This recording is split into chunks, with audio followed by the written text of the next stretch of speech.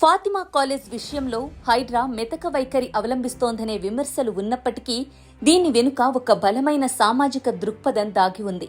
పాత బస్తీలో ఈ కాలేజ్ ఉన్నప్పటికీ ఇది కేవలం ఒక విద్యాసంస్థ మాత్రమే కాదు, పేద ముస్లిం మహిళలకు ఉచితంగా లేదా తక్కువ ఫీజులతో విద్యను అందించే ఒక లాభాపేక్ష లేని సంస్థ. ఇక్కడ 10,000 మందికి పైగా బాలికలు విద్యను అభ్యసిస్తున్నారు. సామాజిక వెనుకబాటుతనం, ఆర్థిక ఇబ్బందుల నుండి బయటపడి వారు దేశాభివృద్ధికి దోహదపడే శక్తిగా మారడానికి ఈ సంస్థ దోహదపడుతోంది. ఇటువంటి విద్యా సంస్థలు సమాజానికి చేసే మేలు అనూహ్యమైనది.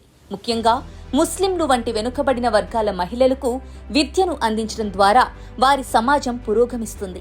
తద్వారా సమగ్ర దేశాభివృద్ధికి బాటలు పడతాయి.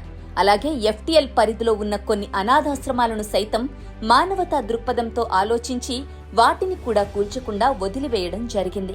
రాజకీయ లబ్ధిని ఆశించకుండా బలమైన మరియు సమగ్ర భారత్ నిర్మాణానికి హైడ్రా కట్టుబడి ఉంది. హైడ్రా కమిషనర్ రంగనా స్పష్టం చేసినట్లుగా హైడ్రా ఆవిర్భావానికి ముందు నిర్మించిన భవనాలను కూల్చివేయడం లేదు.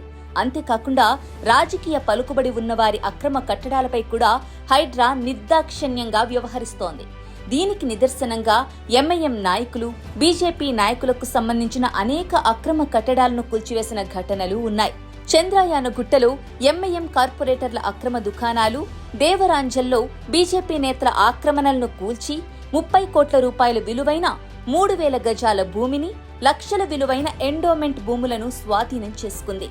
ఇది హైడ్రా పారదర్శకతకు, నిబద్ధతకు, సామాజిక న్యాయానికి నిదర్శనం. అక్రమార్కులకు పార్టీ రంగులు లేవని హైడ్రా మరోసారి చాటి చెప్పింది.